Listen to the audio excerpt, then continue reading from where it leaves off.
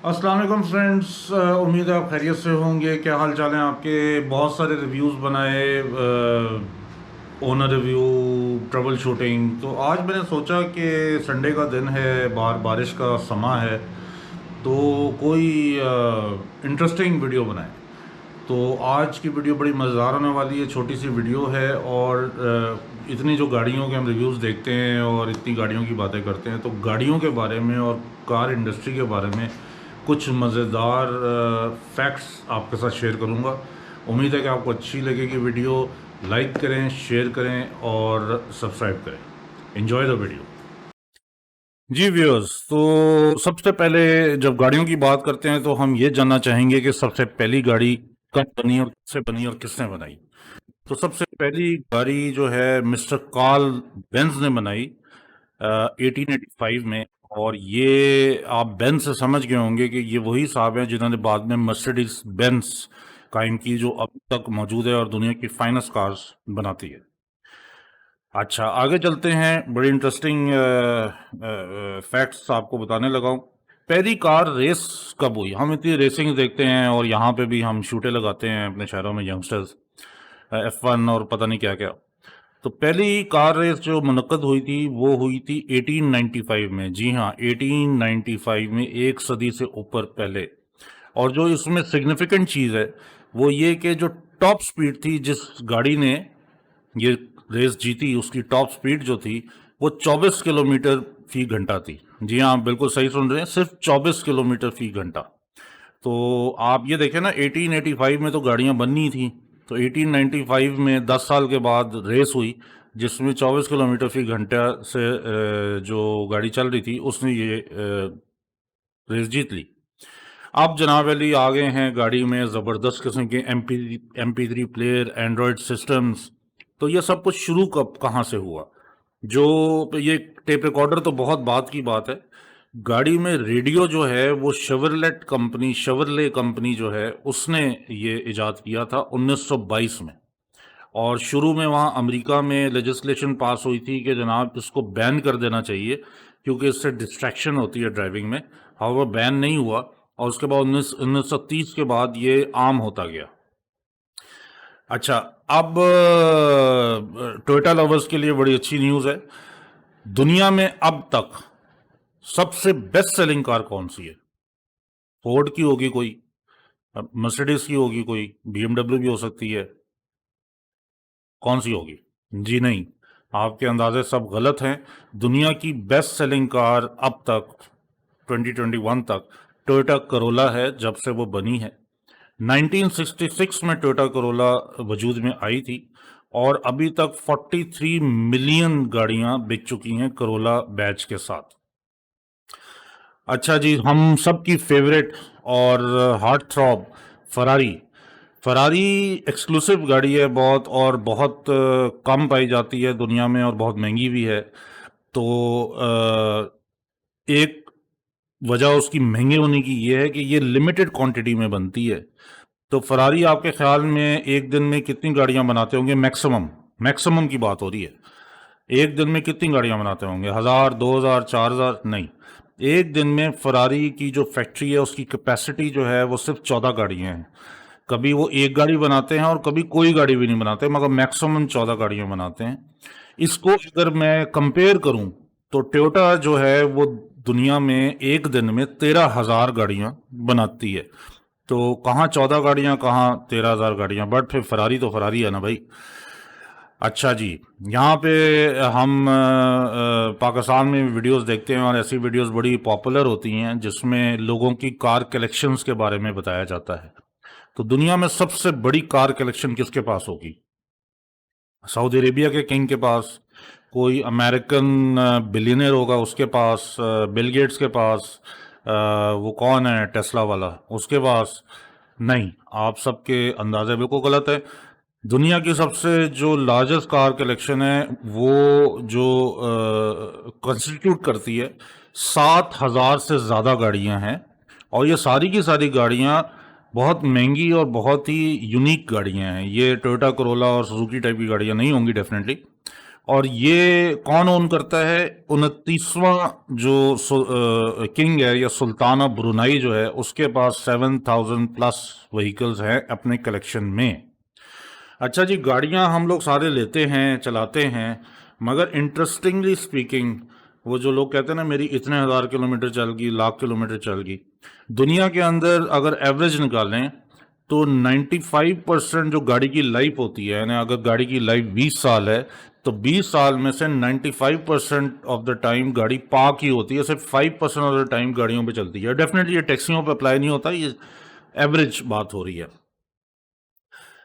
अच्छा जी, गाड़ियों के कलर, फैंसी कलर्स भी होते हैं और स्टैंडर्ड कलर्स भी होते हैं। औसतन हर मॉडल के आपको 5-6 कलर्स मिलते हैं, मगर कौन सा कलर सबसे ज़्यादा पॉपुलर है दुनिया में बाय स्टैटिस्टिकली स्पीकिंग, और कौन सा कलर जो है बहुत ही अनपॉपुलर है?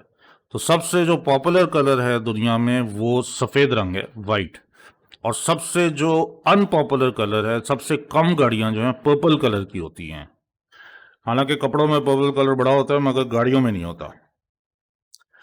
अच्छा जी, अब रोल्स रॉयस के बारे में तो आप सब जानते होंगे। It is the most expensive and the most luxurious vehicle produced ever, और अभी तक भी।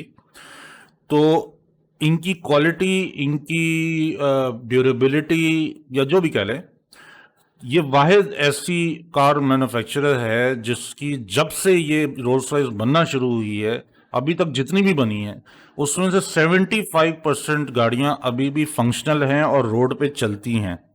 ये कुछ इतनी हैरानकुन बात नहीं है, क्योंकि जाहिर सी बात है जो 20 करोड़ की, 15 करोड़ की या इतने मिलियंस ऑफ डॉलर्स की गाड़ी लेगा उसको एहतियात से रखेगा और कभी कभी चलाएगा। तो और जो पुरानी हो जाती हैं वो क्लासिक्स में आ जाती हैं तो वो वैसे ही महंगी हो जाती हैं।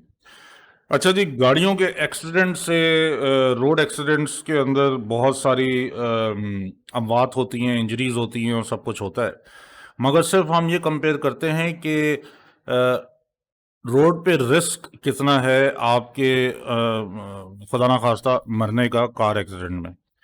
तो स्टैटिस्टिक्स ये बताते हैं कि कार एक्सीडेंट में जो चांसेस हैं आपके मरने के वो है 1 in 5,000, यानी हर 5,000 लोग जो रोड पे गाड़ी में निकलते हैं इधर एज अ पैसेंजर और एज अ ड्राइवर, उनमें से एक बंदे के मरने का चांस होता है।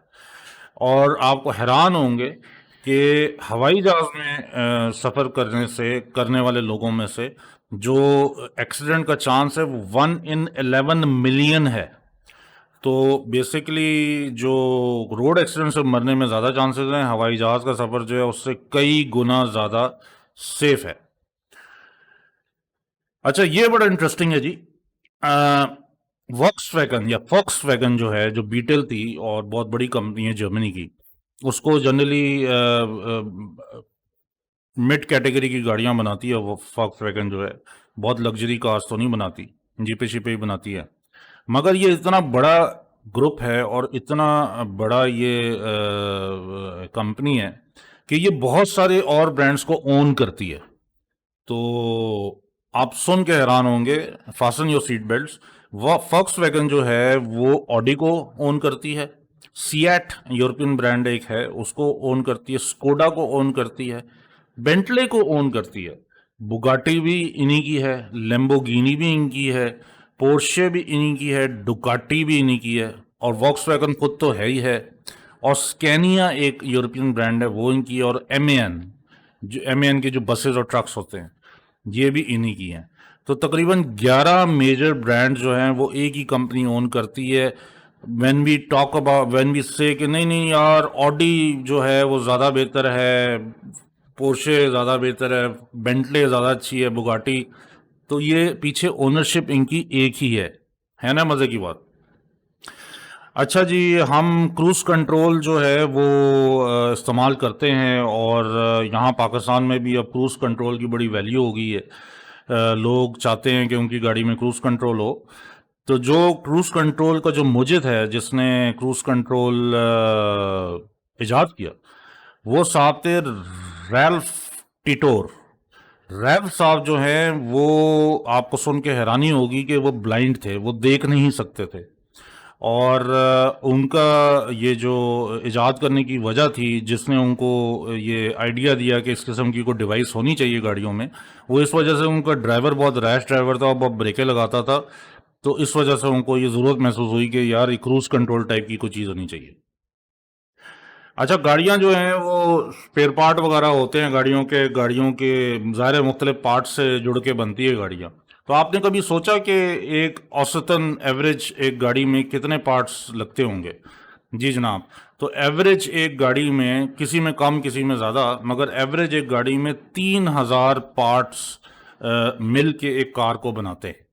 तो अगर आपको कोई पार्ट ख़राब हो गया है या गाड़ी को आप देखें तो आपको ये पता होना चाहिए कि इसमें तकरीबन 3 से 3,500 पार्ट्स लगे हुए हैं, तो ये गाड़ी बनती है। विंडशील्ड वाइपर्स जो कि हम टेकन फॉर ग्रांटेड लेते हैं और बड़ी आम चीज़ है, हर गाड़ी में होती है, रिक्शे में भी होती है अब तो विंडशील्ड वाइपर्स कब इजाद हुए? विंडशील्ड वाइपर्स जो हैं 1905 में, 1905 में इजाद हुए, और ये खातून थी, एक हाउस वाइफ थी, मैरी एंडरसन, उन्होंने इजाद किया। अब पिछले 10-15 साल में पाकिस्तान में भी अक्सर गाड़ियों में और अब ज़्यादातर गाड़ियों में एंटी लॉकिंग ब्रेक सिस्टम होता है, जिसको हम कहते हैं एबीएस। एबीएस क्या करता है? एबीएस जो है गाड़ी के टायर्स को जैम होने से बचाता है व्हेन यू हार्ड ब्रेक। जब गाड़ी के टायर जैम हो जाते हैं तो ट्रैक्शन लूज हो जाती है और गाड़ी स्किड कर जाती है। तो एबीएस इंटरमिटेंटली ब्रेक लगाता है और ये कंप्यूटर कंट्रोल करता है, इसका पूरा सिस्टम होता है। नेवरदलेस ये जनाब 1920 में 1920s में ये बन चुका था एबीएस, और ये पॉपुलर जो होना शुरू हुआ है वो 1990s में पॉपुलर होना शुरू हुआ है। तो ये एबीएस जो है बेसिकली 1920 की पैदाइश है या इजाद है। अच्छा जी, अब हम टेस्ला की बात करते हैं, और अब पाकिस्तान में भी बड़ा इलेक्ट्रिक व्हीकल की बात हो रही है, और पिछले 4-5 साल में या 10 साल में इलेक्ट्रिक व्हीकल्स की उमूमी तौर पे दुनिया में बड़ी बात हो रही है। मगर आपको ये जान के हैरानी होगी कि पहली इलेक्ट्रिक व्हीकल जो है 1832 में इजाद हो गई थी, बन गई थी, और ये एक रॉबर्ट एंडरसन साहब हैं जिन्होंने इलेक्ट्रिक व्हीकल बनाई थी।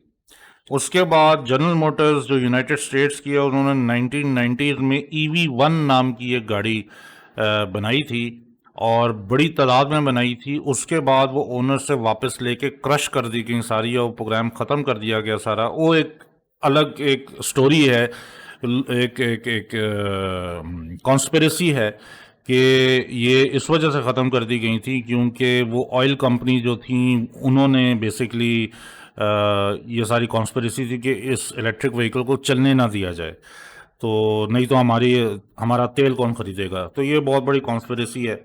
तो जनाब ये कुछ इंटरेस्टिंग फैक्ट्स थे गाड़ियों और ऑटोमोटिव इंडस्ट्री के बारे में। उम्मीद है आपको वीडियो पसंद आई होगी। ज़रूर कमेंट में बताएं आपको वीडियो कैसी लगी। क्या आप चाहते हैं कि इस किस्म की इंफॉर्मेटिव वीडियोस भी बनाई जाएं? लाइक करें, शेयर करें और सब्सक्राइब करें। अगली वीडियो तक के लिए अल्लाह हाफिज़।